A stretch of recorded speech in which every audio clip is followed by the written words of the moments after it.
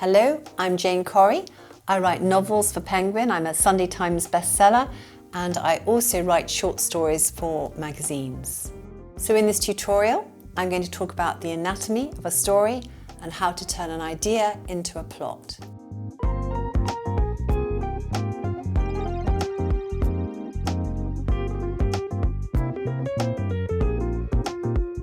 So I'd like to start out with the title, and this story is called Forgive Us Those... Titles are really important. They are exactly what makes people pick them up or put them down. So sometimes people ask me if I think of the title right away or if it comes to me. And to be honest, it's a mixture of both. And my inspiration for this was, what if I came across somebody from my past who actually hadn't been very kind to me? Would I forgive them? The first line of a short story is really essential. It's going to be the deciding factor. Will somebody like the look of your short story, the first line of your short story, enough to carry on? I write a lot of my short stories in the first person because it makes the reader feel that they are there. It almost makes the reader feel that they are that person, and it can help them identify with the story perhaps. One really important piece of advice I'd pass on is to listen to your inner gut feeling. If your head tells you that actually maybe this should be romance, then go with it. If your gut feeling tells you that maybe this is a darker story, go with that too. You can try it out. See how it sits in your head. See how it feels when you write it. And it's important in a short story to get a feeling of setting, to get a feeling of movement, because it makes your characters and plot more real. So now I'm going to go through one of those what-if ideas, and the one that really sticks out in my mind is the girl who's delayed on the train. And I think it's because it's a kind of situation that happens to a lot of us. So many readers would think, yes, that's me, and they can identify with it. I need to make it into a big deal. What is she delayed for? It's got to be something quite important. What if she's late for a really important interview for a job that she desperately wants? That's better. What's going to increase attention? What would you do if you were going to be late for an interview? What would I do? I would try to ring to say I'm going to be late. But, and this happens a lot on the train, there's no reception. I'm beginning to feel really worried for my heroine, aren't you? So quite often I try to think what I would do if that was me. And maybe out of nerves, I might just speak to a complete stranger, especially if it's a rather sympathetic looking person. What if I saw that stranger had actually dropped something on the floor? And what if that thing was actually really quite important, like an inhaler?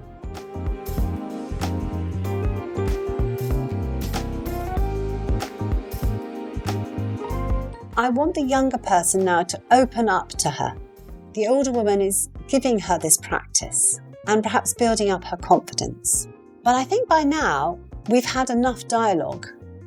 I've given the reader what I call a bit of a rest time, because a short story, like a novel, needs a mixture of rest and also action. The rest period is where they're stuck on the train, they're talking about the job, but I need to move things along literally. I've got both a physical shift in gear here and also a very practical one, because it means if the train is moving, the mobile reception is hopefully going to come back on, and it does. And that's when we find out through dialogue, and that's the next big change here, that she's going for an interview at her favourite magazine, but the editor can't wait. When the train finally gets to the station, our younger girl says goodbye to the old woman and runs as fast as she can to the editorial building, hoping that maybe there might just be a chance she can still be seen by the editor. But she can't, because the editor isn't available. And she's pretty distraught. So what can I do to lift things up? So I'm going to take my younger woman off to do some voluntary work. Voluntary work always suggests that somebody who does it is a good, kind, giving person. And she helps somebody there. She helps somebody who's new. She shows him the ropes. So I've got a male character, needs help. And my young woman is helping him in the same way that the older woman has helped her on the train. So there's quite a nice pattern in that, I hope. Now I want to find a way now in which the older woman helps the younger one.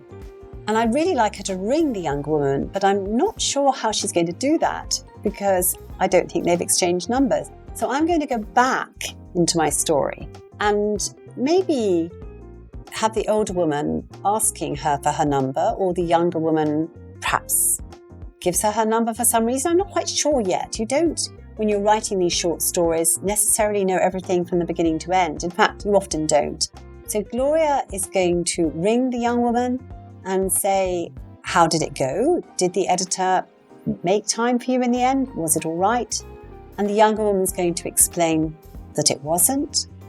And then we're going to get a revelation here.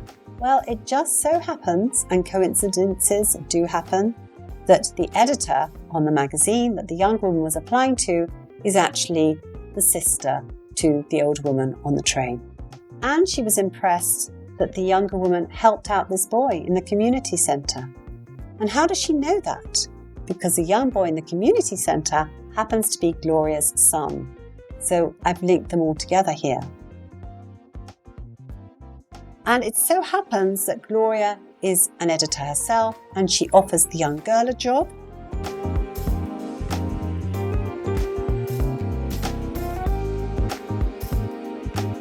I quite often find when I'm doing other things, something around the house, something completely different, something practical, that actually an idea will then just drop into my head when I'm not thinking about it.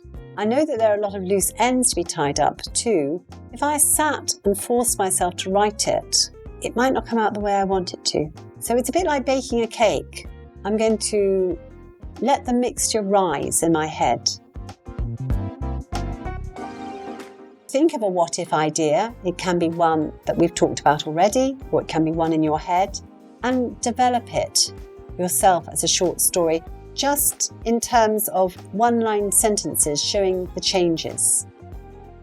And it might be that you only get one or two down, and that's fine, because as you then go away and do something completely different, an idea might drop into your head about how to take it further. Generally, a short story is between about 1,200 and 1,800 words. So also pick an idea that isn't going to take up too much space. It isn't going to be so complicated that it actually needs more than 1,800 words. So want to get some ideas on how to write a short story? Then join my course online and I'll do my best to help you.